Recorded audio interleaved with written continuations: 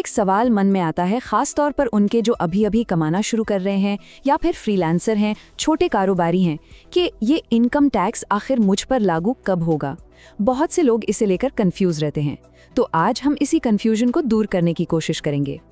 तो अगर ये सवाल आपके मन में भी है तो यकीन मानिए आप अकेले नहीं हैं। ये सवाल लगभग हर उस इंसान को परेशान करता है जिसने अभी नया नया कमाना शुरू किया है, और इसका जवाब उतना सीधा साधा है भी नहीं जितना हमें लगता है। ज्यादातर लोग ना एक मैजिक नंबर या किसी सिंगल ट्रिगर की तलाश में रहते हैं। उन्हें लगता है कि कोई एक अमाउंट होगा, मान लीजिए 5 लाख या 7 लाख, और जैसे ही उनकी इनकम उसे पार करेगी, बस अचानक से टैक्स के सारे नियम कानून उन पर लागू हो जाएंगे। पर सच तो ये है कि ये एक बहुत बड़ा मिथक है। असल में सिस्टम ऐसे काम नहीं करता। ये कोई ऑन ऑफ स्विच नहीं है। इसे एक पौधे के बड़े होने की तरह समझिए। एक बीज बोया जाता है, वो धीरे धीरे बढ़ता है और फिर जाकर एक पूरा पेड़ बनता है। इनकम टैक्स का लागू होना मतलब उसकी एप्लीकेबिलिटी बिल्कुल इसी तरह एक क्रमिक प्रक्रिया है। और यहीं पर हमें अपनी सोच को थोड़ा सा बदलना होगा। असल में सही सवाल ये नहीं है कि मुझे टैक्स कब देना है। बेहतर सवाल ये है कि मुझे अपनी इनकम को रिपोर्ट करना कब शुरू करना है। और जैसे ही हम इस सवाल पर आते हैं, आधी से ज्यादा कंफ्यूजन तो वैसे ही खत्म हो जाती है। तो चलिए अब इसे थोड़ा और गहराई से समझते हैं कि ये पूरी प्रक्रिया आखिर है क्या और ये काम कैसे करती है। तो सबसे पहले ये इनकम टैक्स एप्लीकेबिलिटी चीज़ क्या है?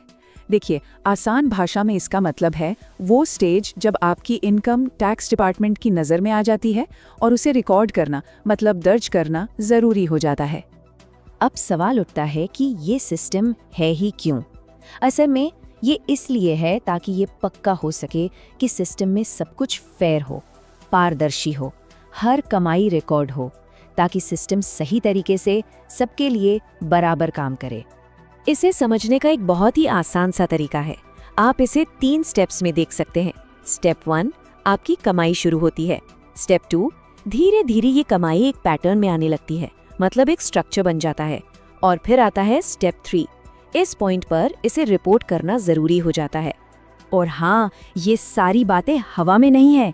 ये पूरा कॉन्सेप्ट भारत के इनकम टैक्स एक्ट के फ्रेमवर्क के तहत काम करता है, तो इसे एक कानूनी आधार मिला हुआ है। इसे और अच्छे से समझने के लिए चलिए एक रियल लाइफ एग्जाम्पल लेते हैं। एक फ्रीलांसर की जर्नी को देखते हैं। तो मान लीजिए एक फ्रीलांसर है। शुरुआत में उन्हें कुछ छोटे मोटे कभी कभार प्रोजेक्ट्स मिलते हैं, तो इनकम भी बिखरी हुई सी है, कोई फिक्स पैटर्न नहीं है। लेकिन फिर धीरे धीरे काम रेगुलर होने लगता है, कुछ क्लाइंट्स भी फिक्स हो जाते हैं। अब क्या हुआ, उनकी इनकम का एक स्ट्रक्चर बन गया, एक स्टेबल पैटर्न दिखने लगा।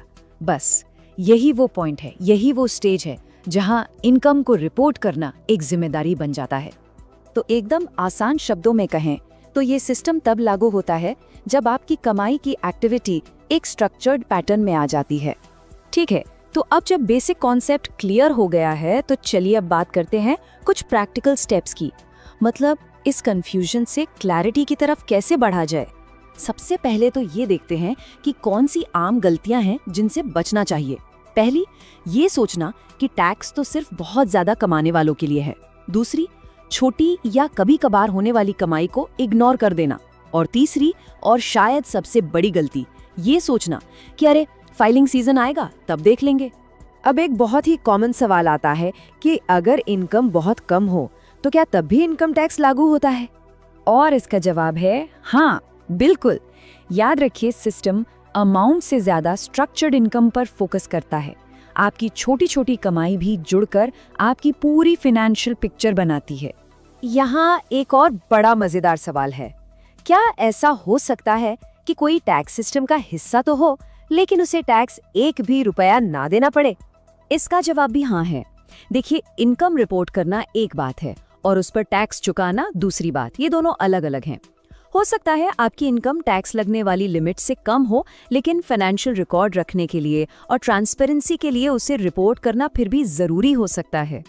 तो ठीक है, ये सब तो समझ आ गया, पर ये सारी जानकारी बड़ी पिक्चर में कहाँ फिट होती है? देखिए, जो आज हमने समझा वो टैक्स कंप्लायंस नाम की एक बड़ी जर्नी का पहला स्टेप है। और जब आप ये समझ जाते हैं तो इसके बाद अगला लॉजिकल कदम आता है इनकम टैक्स रिटर्न यानी ITR फाइलिंग को समझना। यहाँ एक सिंपल सा पर्सपेक्टिव बहुत काम आता है। अगर आप सिस्टम को समझ लेते हैं तो उसका पालन करना मुश्किल नहीं बल्कि आसान हो जाता है। जब नियम साफ साफ पता हो तो वो बोझ नहीं लगते। और यही आज की पूरी बात का सार है। हमारा गोल कोई एक ट्रिगर या मैजिक नंबर ढूंढना नहीं है। गोल ये समझना है कि वो सही समय कब आता है, जब हमें अपनी फाइनेंशियल कहानी को सिस्टम में बताना होता है। इस कॉन्सेप्ट को अगर शुरुआत में ही समझ लिया जाए तो आगे चलकर बहुत सी उलझनों और परेशानियों से बचा जा सकता है।